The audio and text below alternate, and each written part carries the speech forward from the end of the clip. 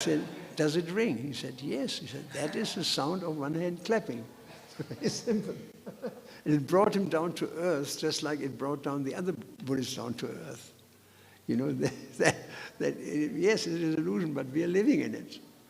And it is a virtual reality. This is a virtual reality, and no virtual reality can exist without an IT person who designed it. So in the same way, the whole world is nothing but a virtual reality where people take forms and personalities. I remember my son, he was so good at Doom. I don't know if you know Doom.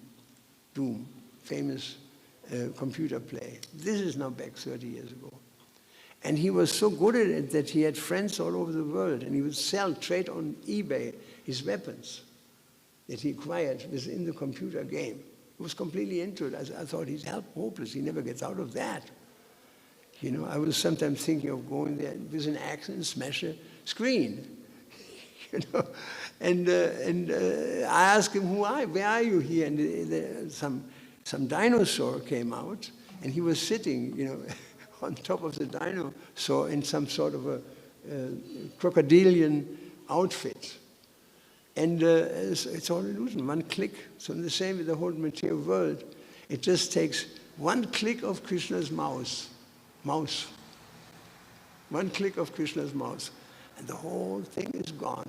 As much as one click on your computer screen is, the whole game is over. From one moment to another, you know. So if there's no knowledge, then people cannot understand what happens when I die. If you have knowledge, then wherever the yam yama pismaram bhavam tyajati antakalevanam, wherever the mind is at the time of death, there you go. As a person puts new garment and rejecting the old one, in the same way the soul takes a variety of bodies, life after life. Everything is very clear if you have knowledge. If you read Bhagavad Gita, yes. Now, Jains know this, Buddhists know this. There's some sense of Buddhism knows this, because some sense they have, because they know something is traveling and they think it is the mind. But we know it's not the mind, it's the soul that travels. And in all ancient religions, the concept is there. And in fact, thousands and thousands of Christians died being killed by Christians because they believed in vegetarianism and reincarnation. Thousands. I mean, a whole countryside was depleted of humanity. They were eradicated systematically by Christians in the 12th century for their faith in reincarnation and vegetarianism. And that was probably the highest level I've seen of Christianity ever practiced. These people were austere, they didn't have any belongings, they shared everything they had, etc. You know, I mean, this was beautiful. And if you ever go to, there was this castle, it's called Montsegur, where the last of them fled altogether. It looks like a Shiva Linga, this mountain, from long distance. And you can only go up a very small treadway, where only one person can go. And it's easy to defend in this way, very easy to defend. So they were surrounded by the papal troops, the troops of the Pope. And they said, we never let you out. We can come upstairs, but you won't get any food. You won't get any food, you won't get any water. So your position is hopeless. What are you waiting for? Come now. So they decided, yes, this is a good idea. Why waiting? And they were dressed in white, and they were holding hands and singing God's glories while coming down the spiral.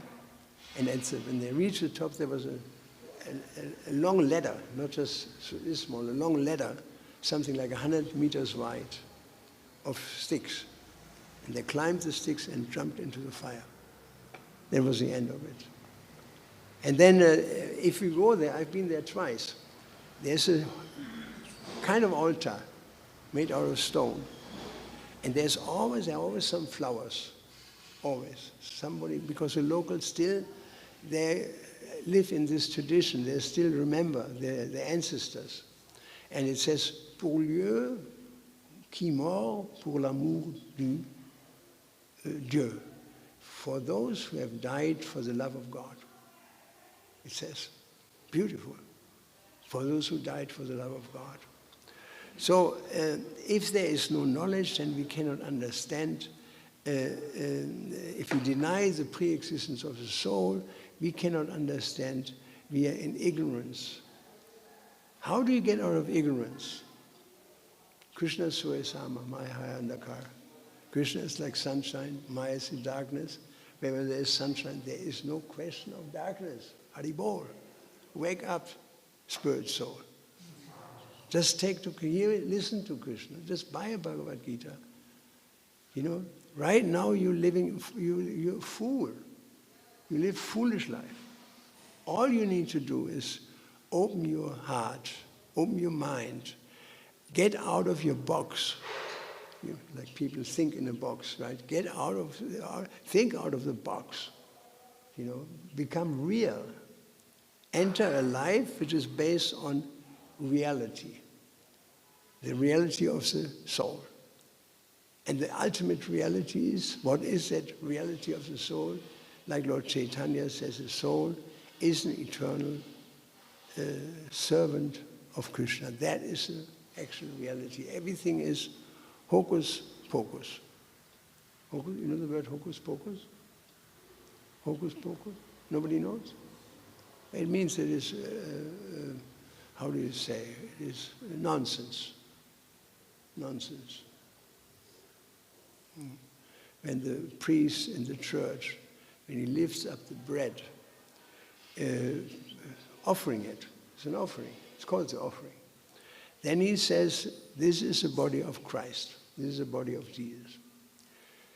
There is some truth in it, because when Krishna accepts prasadam, then the substance changes. It's not anymore bhoga, it's prasadam, it's spiritual food, right? There is some truth in it. But when we eat, we don't eat the body of Krishna. Right? We don't eat Krishna's body.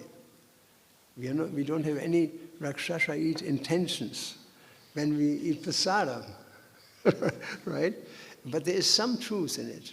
So the people in the back of the church, because all this was done in Latin, all the ceremonies, hoc est corpus Christi, the people in the back, they were simple peasants, like workers, and heard this hoc est corpus Christi, and they came to the conclusion, hocus pocus.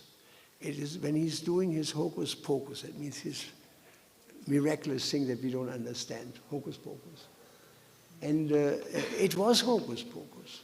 The people were right, you know, because it is not that the substance changes in terms of the body, but the substance changes according to its constituent, either in the material world or spiritual world.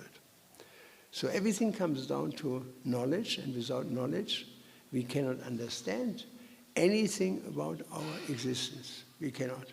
If you don't know who you are, that's the first step before you begin going out into the world.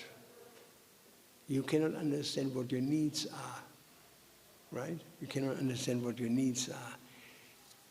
You think to be something which you are not. And that's a very difficult situation. And that's a situation of 99% of humanity. They may go to church, they may go to the synagogue, they may go to the mosque, but still, unless they understand who am I, they're walking like hamsters.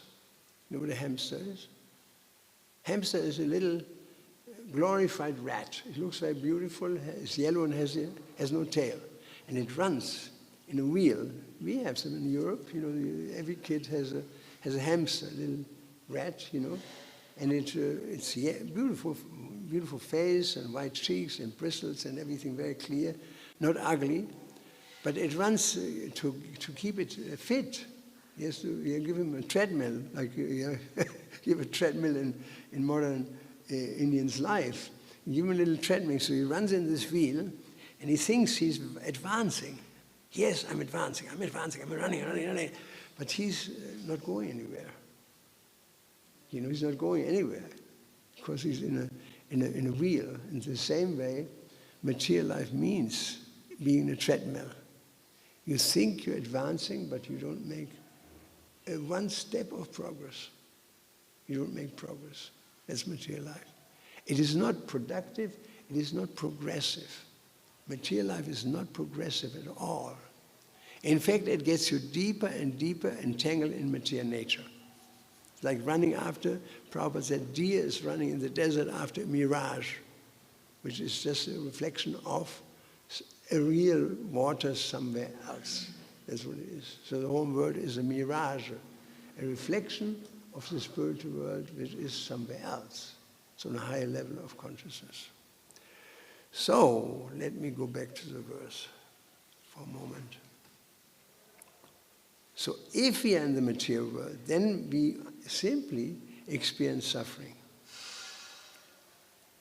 Prabhupada, this whole chapter is about this. We are not the body, we are the spirit. So in the spiritual world, our sense gratification is based on Krishna consciousness. Yes, we are enjoying also, like when some big man invites you for a meal.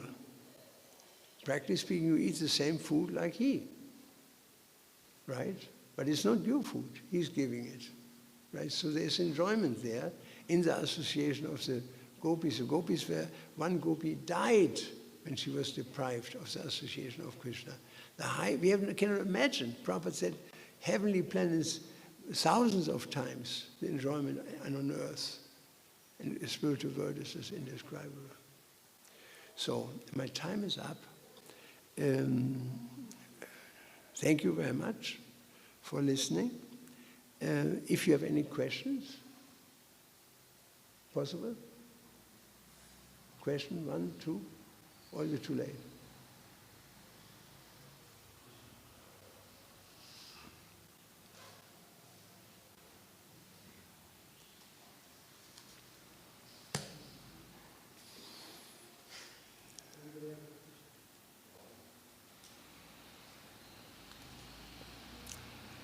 Then, thank you very much. All glories to Srila Prabhupada. Srila Prabhupada ki jai, Lord Premananda Haribol.